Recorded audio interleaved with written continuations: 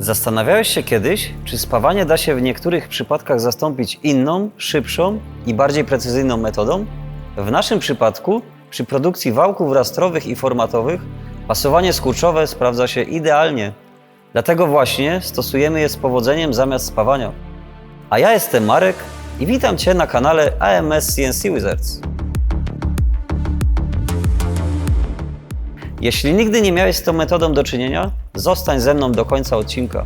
Pokażę Ci krok po kroku, jak działa pasowanie skurczowe, jak je wykonujemy w praktyce i dlaczego sprawdza się u nas od lat. A na końcu odcinka dam Ci coś ekstra. Konkretne, sprawdzone przez nas wartości tolerancji, gotowe do zastosowania w Twoich projektach.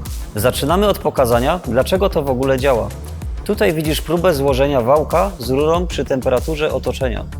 Nie da się tego złożyć. Chop ma zbyt dużą średnicę, otwór w rurze jest zbyt ciasny. To celowe. W tej metodzie specjalnie tworzymy znaczną różnicę wymiarową, aby potem ją czasowo zniwelować dzięki różnicy temperatur.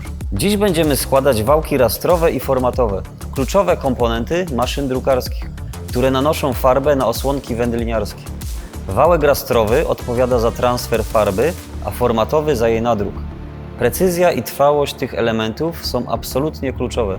Końcowe bicie promieniowe musi mieścić się w granicach kilku mikronów. Każdy z tych wałków składa się z 3 części, jednej rury oraz 2 chopów po bokach. Połączenie tych elementów musi być trwałe i stabilne wymiarowo. Nie może być mowy o luzach ani niekontrolowanych naprężeniach. I to właśnie uzyskamy dzięki pasowaniu skurczowemu. Pierwszy krok to przygotowanie cieczy chłodzącej do chopów. Używamy acetonu, do którego wsypujemy suchy lód. Dlaczego właśnie tak? Bo suchy lód ma temperaturę około -78 stopni Celsjusza, a aceton pozwala utrzymać tę temperaturę w cieczy. Lepiej przekazuje chłód niż sam lód. Zanurzenie chopa w tej mieszance gwarantuje szybkie, równomierne i głębokie schłodzenie. Uwaga! Aceton to substancja silnie łatwopalna. Jego opary mogą tworzyć mieszaniny wybuchowe z powietrzem. Pracujemy w dobrze wentylowanym pomieszczeniu, z dala od źródeł ognia i iskrzenia. Suchy lód to zamrożony dwutlenek węgla. Nie należy go dotykać gołymi rękami ze względu na ryzyko odmrożeń. Podczas sublimacji uwalnia duże ilości dwutlenku węgla, które mogą wypierać tlen z otoczenia i prowadzić do niedotlenienia w słabo wentylowanych pomieszczeniach. Również z tego powodu wentylacja to absolutna podstawa.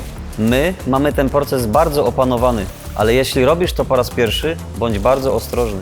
Po drugiej stronie zwykły olej spożywczy. Wlewamy go do garnka ze stali i grzejemy na kuchence elektrycznej do temperatury około 200 stopni Celsjusza. Rurę z otworem 90 mm zanurzamy na większą głębokość niż powierzchnia pasowania, żeby materiał nagrzał się równomiernie. W tej temperaturze otwór rozszerza się o około 0,2 mm.